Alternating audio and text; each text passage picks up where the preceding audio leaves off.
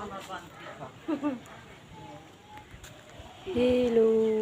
Hello साथीहरू, hello सबैलाई नमस्कार, बिन्ती नमस्कार हैन। यो पोल छ यी अनि यहाँ यस्तो छ अनि यो घर यस्तो छ, यति हो यो। अनि यो जग्गा घर यो जग्गा बिक्रीमा छ के। यो नाना हुनुहुन्छ यहाँनिर, बुढी आमा हामी चाहिँ नाना भन्छौँ। चामलिङरा यो खोटाङको हुनुहुन्छ उहाँ चाहिँ। अनि यो घर बिक्रीमा छ क्या, यो बेच्छु भन्नुभएको छ हैन। यति छ जग्गा, 10 ढुर छ अरे जम्मा यो घर हो।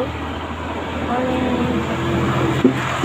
गाडी यो विराट चोक हो, ठ्याक्कै प्यालो गेटदेखि भित्र पस्नुपर्छ। त्यस्तै 2 मिनेट हिँडेर 2 मिनेटमा निस्किन्छ पर मेन रोड, एकदम नजिक छ। अनि चोकमा निस्किनु नजिक छ। यो विराटनगर जाने बाटो हो यो, ठ्याक्कै राम्रो यो पिच रोड छ। 40 फिटको बाटो होला यहाँनिर चाहिँ। अनि यो विराटनगर जाने बाटो हो यो, पिच रोडै छ। तलैसम्म तल जोडिएछ यो माथि यो विराट चोकदेखि भित्र छुटेको बाटोदेखि। अनि यहाँनिर यो चाहिँ बिक्रीमा छ क्या। अस्तिदेखि भिडियो बनाउनु पर्यो भनेको बनाएन। यो 10 ढुर छ अरे यो जग्गा, यो घर बिक्रीमा छ। घर त अब देखिहाल्नुभयो, यस्तो छ सानो टुक्रुक्कै परेको यस्तो सानो छ घर। यो घर स्थानीय तरिकाले नभए पनि उसलाई, यो नाना चाहिँ एक्लै हुनुहुन्छ, उसको कोही पनि छैन, बडा यो नाना हो।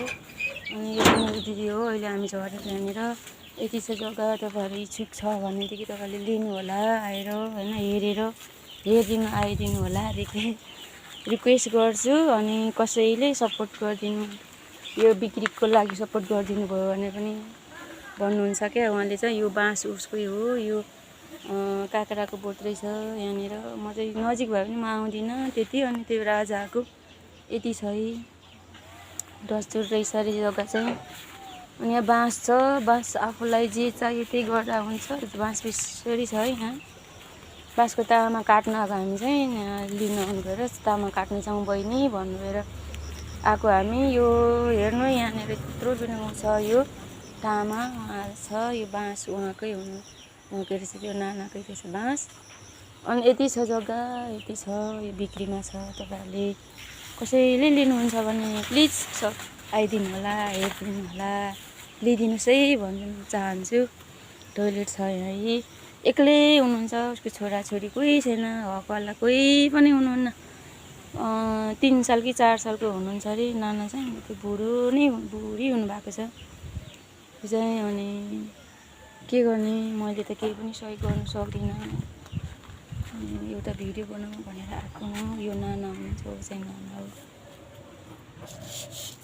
यो नाना हो, उहाँ हुनुहुन्छ। ऊ एक्लै हुनुहुन्छ क्या, कोही पनि छैन उसको, न छोरा न छोरी न आफन्त मान्छे होइन।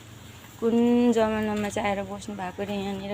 अनि बेच्छु नानी भन्नुहुन्छ क्या, यो जग्गा बेच्छु, किन्ने मान्छे भनिदिनु भन्नुहुन्छ क्या। बडा चिनेको नि हामीलाई हो होइन, त्यसैले